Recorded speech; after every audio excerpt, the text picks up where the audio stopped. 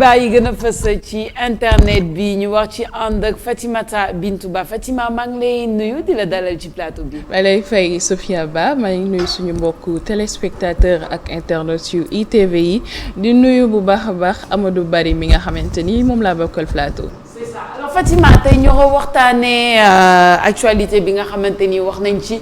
Depuis tout à l'heure, hein, tu vas nous parler de sport aujourd'hui. C'est ce que tu as décidé et c'est ce qui est à la une de la toile. Moi, la finale de la Coupe du Sénégal, démb la woon hier après-midi et Jaraaf est le grand vainqueur, c'était le favori. Je pense que Dakar waaye yëpp bon ñoom lañ doon supporter aussi.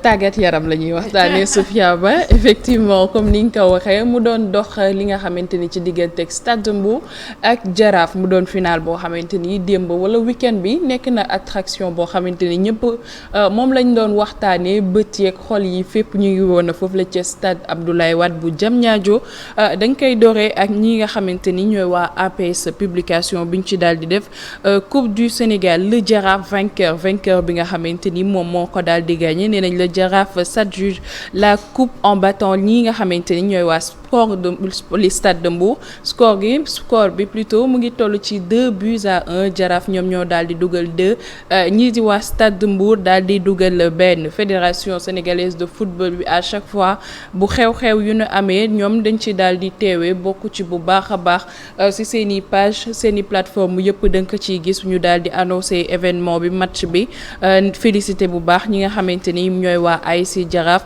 ci victoire bi daal di remporter li nga xamante ni mooy Coupe du Sénégal pour la 16e fois Sophia Ba de son histoire maanaam Jaraaf 16 fois ñu ngi nii ñuy daal di remporter li nga xamante ni mooy Coupe du Sénégal donc mu nekk lu am solo Seneweb ñëwaat na ci itam ci mbir mi football Jaraaf ba Stade de Mbour daal di remporter lii di Coupe du Sénégal mu nekkoon coupe boo xamante ni am na solo lool ci club yi Jaraaf daal di koy jël waa Jaraaf si boppam sax ñoom ñu ngi ci seen i plateforme di rappeler que léegi dafa am lu am solo yoo xamante ni mooy club yi ñu ngi koy daal di def maanaam club bu nekk am na ay plateforme am te ñu ngi koy animer bu baax a baax waa Jaraaf lu ñu daal di wax 16e maanaam def publication boo xamante ni ak seen affiche bi bokk na ci lu ñu gën a partagé démb ci internautes yi ñoom nee nañ Jaraaf 2-1 Stade de Mbour grâce à un doublé sur corner de Mohamed Wele moom moo daal di dugal li nga xamante ni mooy ñaari but yi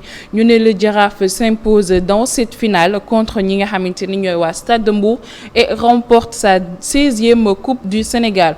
Souvent dañ doon wax guddi Mbour waaye nee nañ démb nekkul guddi Mbour mais plutôt guddi Jaraaf waa Stade de Mbour di nekk ñoo xamante ni Sophia Ba ñu fair play démb déjà ci stade bi wane nañ ko mais wane nañ ko itam ci seeni plateforme wane nañ ko fépp ba nga xamante ni daal dinañ perdre finale bi ñoom félicité ñi nga xamante ni ñooy waa Jaraaf Stade de Mbour félicitations et merci à vous pour cette très belle finale le Sénégal a gagné aujourd'hui donc loolu la ñuy daal di retenir ñoom Stade de Mbour li ñu daal di wax Sophia njiitu réew mi Macky Sall ñëpp doon ko xaarandi démb foofu la tamit ci Stade Abdoulaye Wade mujjul teewee mbir mi waaye daal dina féliciter ñi nga xamante ni mooy waa Jaraaf mu ne belle fête du football effectivement fête football la parce que boo xoolee démb mbir yi nu ñu daal di demee au Stade Abdoulaye Wade daal di féliciter ñi nga xamante ni ñooy équipe bu ASC Jaraaf féliciter ñi nga xamante ni mooy club emblématique bu Médina parce que Jaraaf buñ ko waxee wax Médina buñ ko waxee wax Ndakaaru mu nekk jàgg nañ fi lool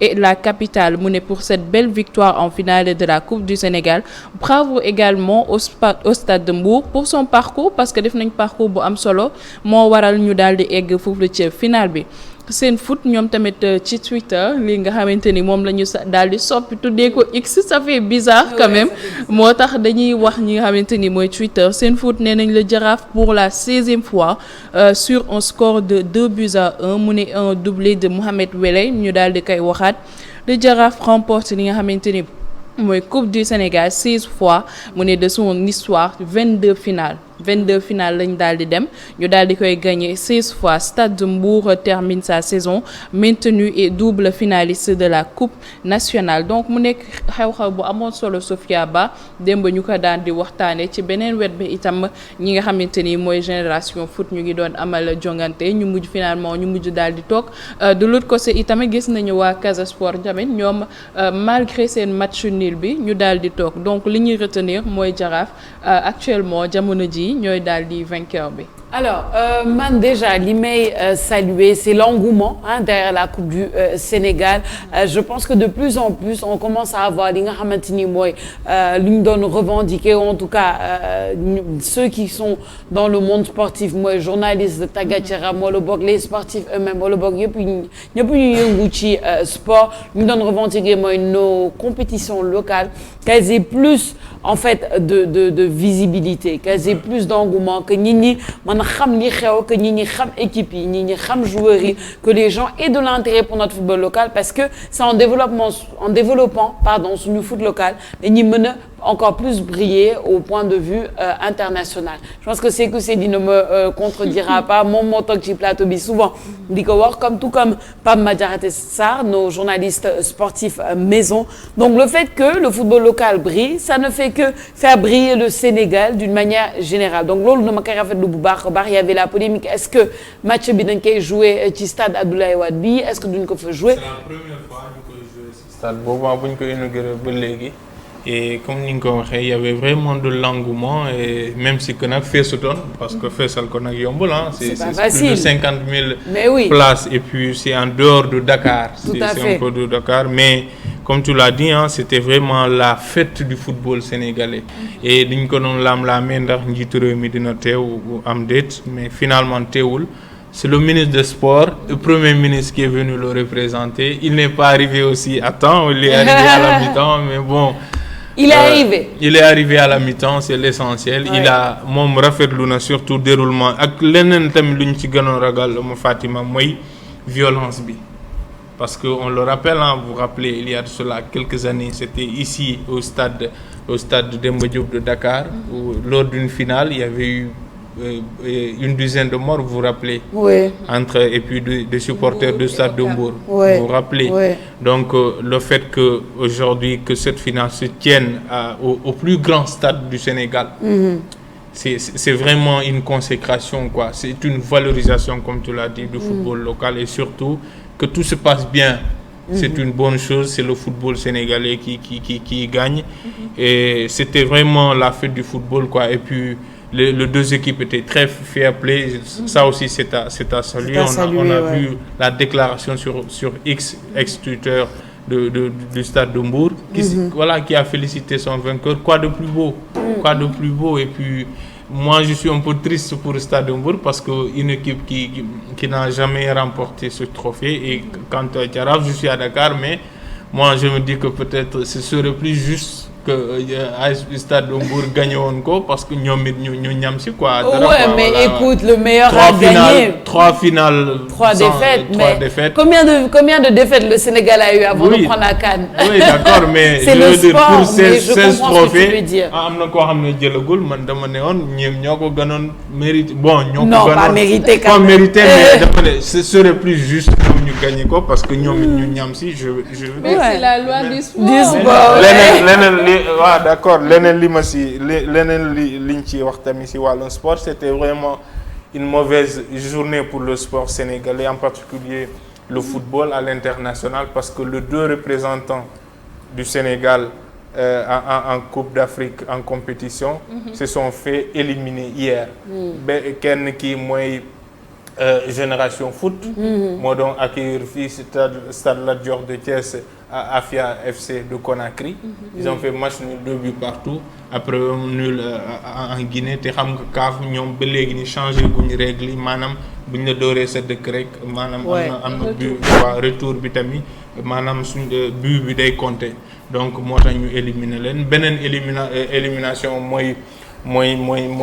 mooy Casa Sport doon daje ak Étoile filante de Ouagadougou ñu ngi ko doon footballé Côte d'Ivoire nag stade de Bouaké parce que xam nga booy fàttali kii Burkina Faso seen stade yi am homologué wuñ ko FIFA CAF homologué wu ko maanaam mënuñ ko foofu footballé ñoom it ñu amal fa match nul ginnaaw bu ñu defee tombo fii ci Sénégal un but partout donc ñoom ñaar ñëpp ñu toogandoo ci même journée c'est malheureux parce que c'était les deux représentants du football à l'échelle continentale on espère que le niveau dina gën a yéeg ak yooyu avec surtout Jaraaf et surtout on a espoir parce que le Sénégal s'achemine vers on compte organiser la CAN en 2027 faut pas l'oublier donc on espère que capacité maanaam infrastructure yi da ciy topp maanaam jumtuwaay ci wàllum tàggat yaram maanaam Sénégal ginnaaw bu mu waxee ne candidat la dinañ gën a tabaxaat ay stade gën a valoriser football local mais surtout nous aussi parce que c'est pas concevable que tey jii ñuy seetaan Champions League Europe Barça Real ak yooyu alors qu'on ignore nos clubs locaux ici. Donc, mais tu sais, c'est ça. Mais comme on dit, il n'y a pas de secret, hein, Fatima. Il n'y a pas de secret. Et tu l'as dit tout de suite. Valoriser le football local, c'est quoi? C'est mettre les infrastructures en place. C'est en faire, en tout cas, la publicité, tout simplement. L'illustrer autant qu'on illustre les autres footballs. Quand je parle des Sénégalais, je parle de l'État. Je parle de nous, en tant que médias. Nous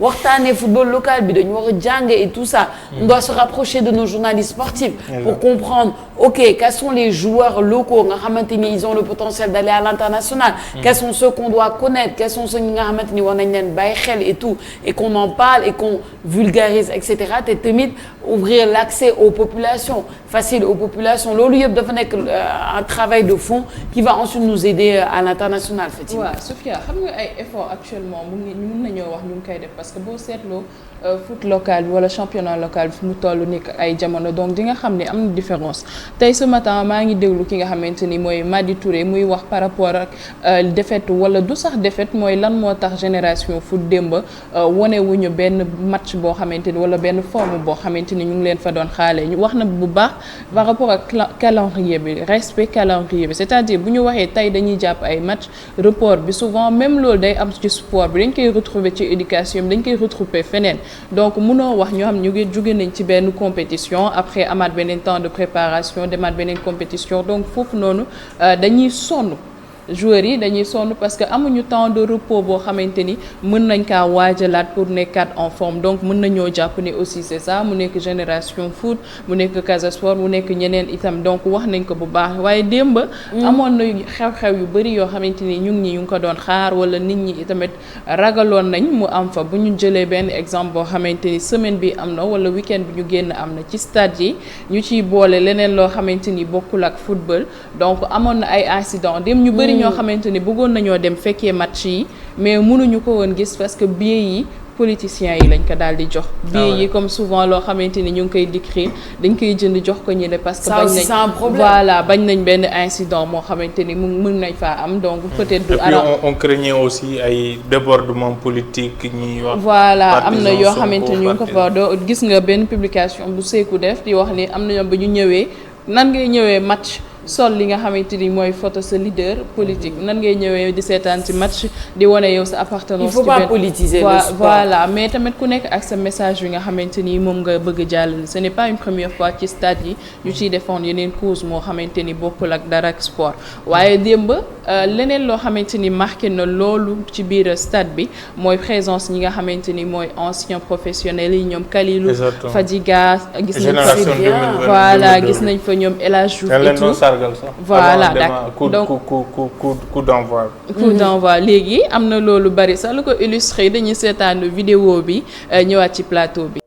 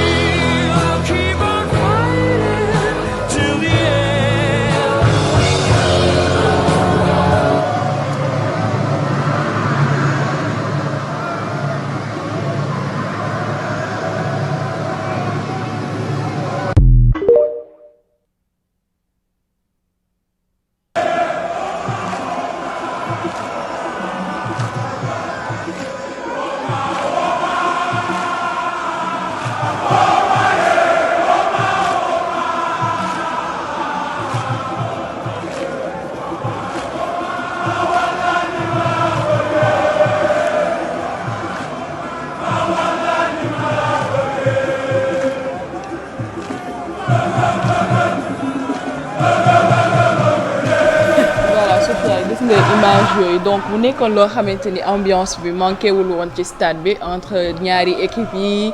gis nañ fa tamit ñi nga xamante ne ñooy waa 12e Gaïndé am na benn détachement bu ñu fa gis xam nga dafa neex sport am nga gis say mag ñoo xamante ni ñoo la si jiitu boo gisee présence El Hadj Diouf nga xamante ni fu mu dem attraction dafay daal di am.